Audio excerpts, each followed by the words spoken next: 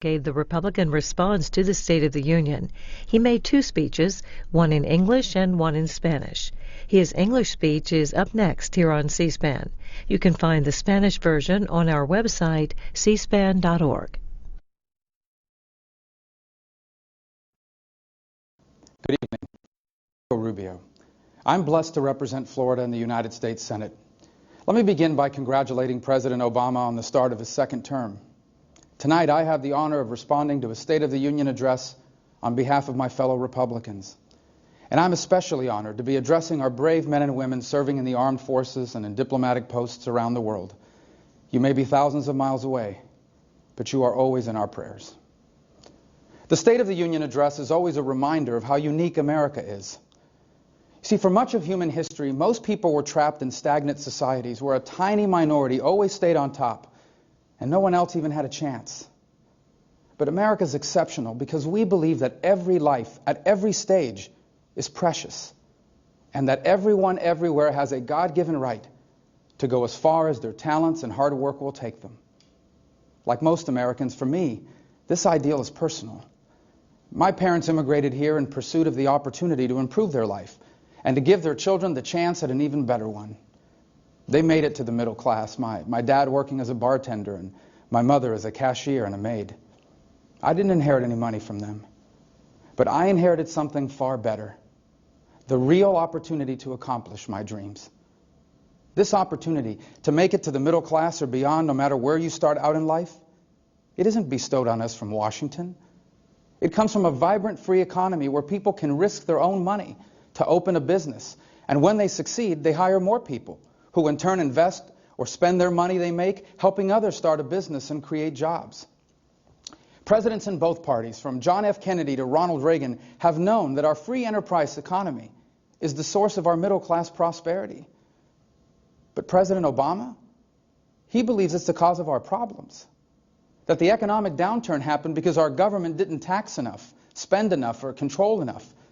And therefore, as you heard tonight, his solution to virtually every problem we face is for Washington to tax more, borrow more, and spend more. This idea that our problems were caused by a government that was too small, it's just not true. In fact, a major cause of our recent downturn was a housing crisis created by reckless government policies. And the idea that more taxes and more government spending is the best way to help hardworking middle-class taxpayers, that's an old idea that's failed every time it's been tried. More government isn't going to help you get ahead. It's going to hold you back. More government isn't going to create more opportunities. It's going to limit them. And more government isn't going to inspire new ideas, new businesses, and new private sector jobs. It's going to create uncertainty. Because more government breeds complicated rules and laws that small businesses can't afford to follow. Because more government raises taxes on employers who then pass the costs on to their employees through fewer hours, lower pay, and even layoffs. And because many government programs that claim to help the middle class often end up hurting them. For example, Obamacare. It was supposed to help middle-class Americans afford health insurance. But now some people are losing the health insurance they were happy with. And because Obamacare created expensive requirements for companies with more than 50 employees, now many of these companies aren't hiring. Not only that, they're being forced to lay people off and switch from full-time employees to part-time workers. Now, does this mean that there's no role for government? Of course not. It plays a crucial part in keeping us safe, enforcing rules, and providing some security against the risks of modern life. But government's role is wisely limited by the Constitution, and it can't play its essential role when it ignores those limits. There are valid reasons to be concerned about the president's plan to grow our government. But anytime anyone opposes the president's agenda, he and his allies usually respond by falsely attacking their motives. When we point out that no matter how many job-killing laws we pass, our government can't control the weather, he accuses us of wanting dirty water and dirty air. When we suggest we strengthen our safety net programs by giving states more flexibility to manage them, he accuses us of wanting to leave the elderly and the disabled to fend for themselves. And tonight, he even criticized us for refusing to raise taxes to delay military cuts, cuts that were his idea in the first place. But his favorite attack of all is that those of us who don't agree with him, that we only care about rich people. Mr. President, I still live in the same working class neighborhood I grew up in. My neighbors aren't millionaires. They're retirees who depend on Social Security and Medicare. They're workers who have to get up early tomorrow morning and go to work to pay the bills. They're immigrants who came here because they were stuck in poverty in the countries where the government dominated the economy. The tax increases and the deficit spending you propose will hurt middle-class families. It will cost them their raises. It will cost them their benefits. It may even cost some of them their jobs. And it will hurt seniors because it does nothing to save Medicare and Social Security. So, Mr. President, I don't oppose your plans because I want to protect the rich. I oppose your plans because I want to protect my neighbors.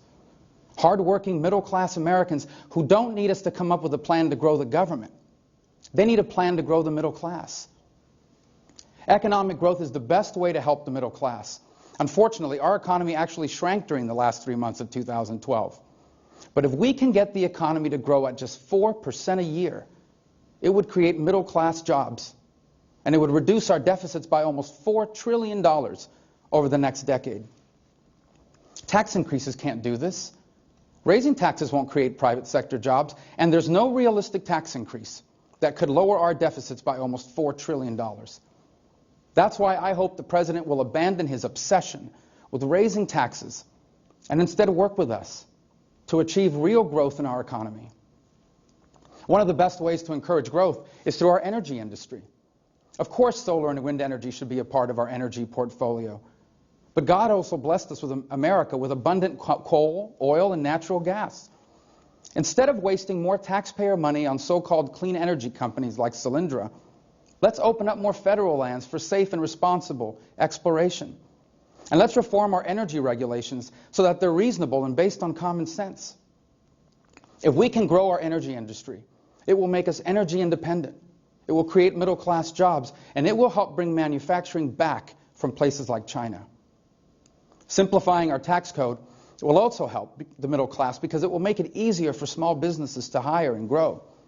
And we agree with the President. We should lower our corporate tax rate, which is one of the highest in the world, so that companies will start bringing their money and their jobs back here from overseas. We can also help grow our economy if we have a legal immigration system that allows us to attract and assimilate the world's best and brightest. We need a responsible, permanent solution to the problem of those who are here illegally. But first, we must follow through on the broken promises of the past to secure our borders and enforce our laws. Helping the middle class grow will also require an education system that gives people the skills today's jobs entail and the knowledge that tomorrow's world will require. We need to incentivize local school districts to offer more advanced placement courses and more vocational and career training. And we need to give all parents, especially the parents of children with special needs, the opportunity to send their children to the school of their choice. And because college tuition costs have grown so fast, we need to change the way we pay for higher education. Now, I believe in federal financial aid. I couldn't have gone to college without it. But it's not just about spending more money. It's also about strengthening and modernizing them. The 21st century workforce should not be forced to accept 20th century education solutions. Today's students aren't only 18-year-olds. They're returning veterans. They're single parents who decide to get the education they need to earn a decent wage. And they're workers who have lost jobs that are never coming back and need to be retrained. We need student aid that does not discriminate against programs that non-traditional students rely on, like online courses or degree programs that give you credit for work experience. When I finished school, I owed over $100,000 in student loans, a debt I paid off just a few months ago. Today, many graduates face massive student loans. We must give students more information on the costs and benefits of the student loans they're taking out. All of these measures are key to helping grow the economy. Though we won't be able to sustain a vibrant middle class unless we solve our debt problem. Every dollar our government borrows is money that isn't being invested to create jobs. And the uncertainty created by the debt is one reason why many businesses aren't hiring. The President loves to blame the debt on President Bush, but President Obama has created more debt in 4 years than his predecessor did in 8. The real cause of our debt is that our government has been spending $1 trillion more than it takes in every year. That's why we need a balanced budget amendment. The biggest obstacle to balancing the budget are programs where spending is already locked in. One of these programs is Medicare. It's especially important to me.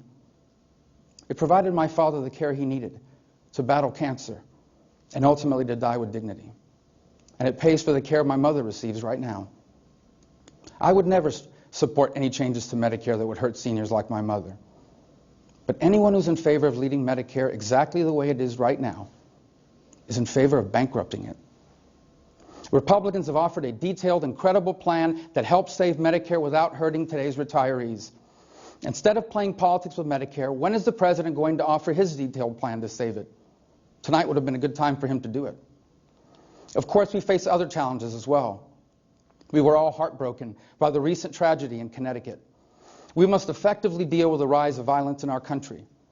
But unconstitutionally undermining the Second Amendment rights of law-abiding Americans is not the way to do it. On foreign policy, America continues to be indispensable to the goal of global liberty, property, and safeguarding human rights. The world is a better place when America is the strongest nation on earth. But we can't remain powerful if we don't have an economy that can afford it.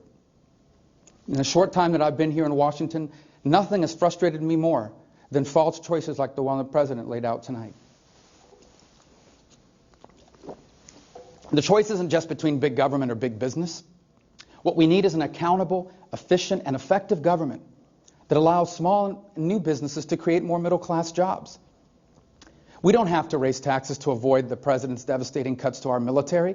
Republicans have passed a plan that replaces these cuts with responsible spending reforms. In order to balance our budget, the choice doesn't have to be either higher taxes or dramatic benefit cuts for those in need. Instead, we should grow our economy so that we can create new taxpayers, not new taxes. And so our government can afford to help those who truly cannot help themselves. And the truth is, every problem can't be solved by the government. Many are caused by the moral breakdown in our society. And the answer to these challenges lie primarily in our families and our faiths, not our politicians. Despite our differences, I know that both Republicans and Democrats love America. I pray we can come together to solve our problems, because the choices before us could not be more important. If we can get our economy healthy again, our children will be the most prosperous Americans ever.